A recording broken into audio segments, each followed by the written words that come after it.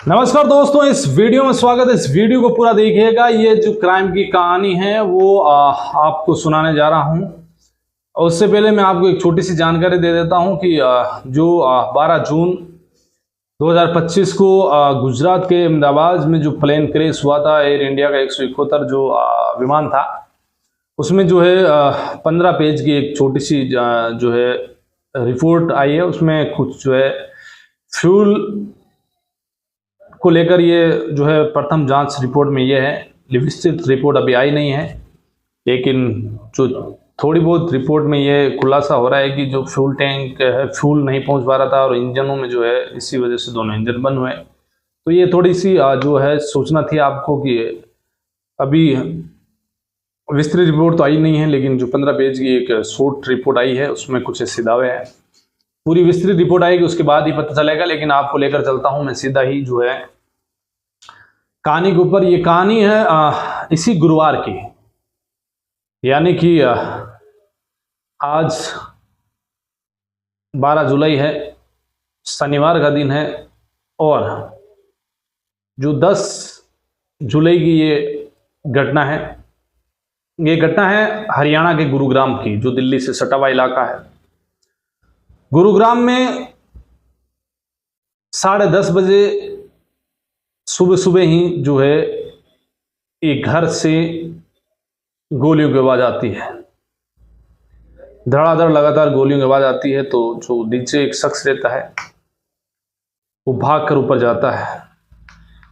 ये कहानी है राधिका यादव की, जो टेनिस प्लेयर थी, जो लॉन्ग टेनिस का जो है गेम खेलती थी हरियाणा की तरफ से, जो राष्ट्रीय स्तर की खिलाड़ी थी।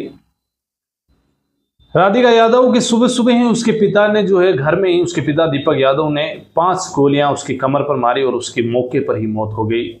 उसके ताऊ जो है कुलदीप यादव, वो घर के नीचे वाले जो है ग्राउंड फ्लोर पर रहते थे, और फर्स्ट फ्लोर में जो है राधिका, उसकी माँ और पिता और एक भाई, चारों ही जो है इस फर्स्ट फ्लोर पर रहते। जब गोलियां मारी गई, ये आवाज सुनी तो जो दीपक यादव का जो बड़ा भाई है कुलदीप यादव, वो भाग के ऊपर गए। उन्होंने देखा कि किचन में जो है खाना पक रहा है और राधिका जो है किचन में ही खून से लथपथ है। तब तक कुलदीप यादव यानी कि राधिका का जो कजन भाई है वो भाग कर ऊपर आया। उसने देखा कि बहन जो है लथपथ, खून से लथपथ जो है फर्श पर पड़ी है। ताऊ और दोनों जो है वो लड़का, दोनों उसको उठाते हैं, एक निजी हॉस्पिटल में गाड़ी से लेकर जाते हैं। हॉस्पिटल में जाने के बाद डॉक्टर चेक करते हैं। तब तक राधिका यादव यानी कि एक टेनिस खिलाड़ी की मौत हो चुकी है। अब यहाँ से जो है अस्पताल प्रबंधन जो है, गुरुग्राम पुलिस, ये जिस इलाके में रहते थे वो एक बड़ा पोश इलाका, सुशांत लोक में रहते थे, जो बड़ा पोश इलाका है। वहाँ पर महंगी महंगी कोठियाँ हैं और महंगे जो है वीआईपी लोग रहते हैं। इधर जो पुलिस ने जब सूचना मिली तो पुलिस सबसे पहले अस्पताल पहुंची। उन्होंने देखा कि गोलियां लगी हुई है। अब वहां पर जो है इसको लेकर उसके ताऊ आए थे, तो ताऊ से पूछताछ की तो उन्होंने बताया कि मैं जब आवाज़ सुनी, मेरे फर्स्ट फ्लोर पर मेरे भाई थे, जब मैं पहुंचा तो ड्राइंग रूम में वो बैठे थे दीपक यादव, उनके पास में उनकी रिवॉल्वर पड़ी थी लाइसेंस की, और भाभी थी, उसे बुखार था, वो दूसरे कमरे में सो रही थी। और ये जो राधिका ये खाना बना रही थी, उस वक्त खाना भी जो है गैस पर चल रहा था। गोलियां लगी हुई फर्श पर मिली, ये बात बोली। अब पुलिस क्राइम सीन पर पहुंची, गुरुग्राम पुलिस वहां पर पहुंची तो देखा कि जो दीपक यादव है अपने ड्राइंग रूम में बैठा है, उसके पास में उसकी लाइसेंस की रिवॉल्वर पड़ी है। इधर किचन में पूरा खून से लथपथ। सबसे पहले जो है दीपक यादव से वो रिवॉल्वर, लाइसेंस रिवॉल्वर जो है वो पुलिस अपने कब्जे में लेती है और देखती है। रिवॉल्वर के अंदर कुल 5 खोखे मिले और एक जिंदा कारतूस उसमें था जो चल नहीं पाया। अब माँ से पूछताछ होती है, पुलिस पूछती है, तो माँ सबसे पहले ही जो कह देती है कि मुझे बुखार था, मुझे कुछ भी नहीं पता, मैं सो रही थी। इधर दीपक यादव को पुलिस हिरासत में लेती है। अब पुलिस उसे थाने लेकर आती है और उससे पूछताछ होती है। तब उसने ये बताया कि जो राधिका है वो टेनिस की खिलाड़ी है और वो जो है कल तक पुलिस ने जो अपना बयान दिया था, ये कहानी शूट कर रहा हूं मैं आज 12 को, लेकिन जब 10 तारीख को पुलिस को ये बयान दिया था तो उसने बताया था कि उसने खुद की जो एक टेनिस का कोर्ट खोल रखा था, उसमें जो है बच्चों को ट्रेनिंग देती थी वो, और कुछ रीलें बना लेती थी। तो पैसों को लेकर लोग, जब वो दूध लेने के लिए वजीराबाद जाता था तो उसे गांव के लोग ताने देते थे कि तुम बेटी की कमाई खाते हो, और इसी वजह से जो है वो मुझे बड़ी दिक्कत हुई और मैंने उसे गोली मार दी कि मैं बेटी के लिए जो लोग ताने मार रहे हैं तो बेटी नहीं रहेगी। तो फिर ये उसकी पहली थ्योरी थी पुलिस को दिए हुए बयान में। अब पुलिस उसे जो है पुलिस कोर्ट में पेश करती है। कोर्ट में पेश होने के बाद में उसे 1 दिन के पीसी रिमांड पर सौंपा जाता है। पुलिस उससे पूछताछ करती है तो बड़ा कुछ निकल कर नहीं आया। उसने यही बताया कि जो है तानू से परेशान था, मैं अवसाद में था और मुझे जो है काफ़ी दिनों से मेरी मानसिक स्थिति ठीक नहीं थी और इसीलिए मैंने जो है उसे मार डाला। लेकिन सच्चाई ये नहीं है साथियों कि जो एक पिता है, जब उसके जानने वालों ने ये बताया कि जब 7 साल की थी राधिका यादव, तभी उसके पिता उसे टेनिस सिखाने के लिए कोच के पास लेकर गए, उसे टेनिस सिखाया।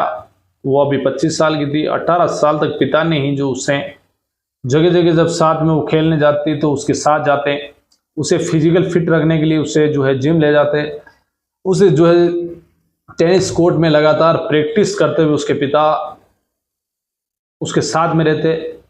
जिस बच्ची से इतना एक बाप प्यार करता है, उसी बच्ची की कैसे गोली मार कर हत्या कर सकता है साथियों, आप ही बताएं।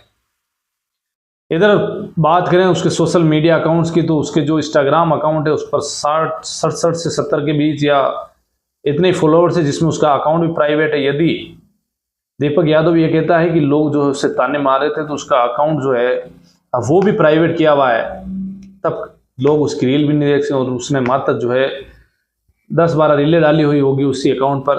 इधर जो है एक तरफ जो है वो कह रहा है कि उसे पैसों को लेकर लोग ताने मार रहे हैं, जबकि खुद ही ये सक्षम है, इतने उसके पास पैसे हैं। लोगों को ये भी पता है कि दीपक यादव जो है उसके किराए के कई फ्लैट्स प्रॉपर्टी दे रखी है, उससे अच्छा खासा किराया आता है, तो पैसों की भी कोई कमी नहीं है। अच्छी खासी उसकी जो है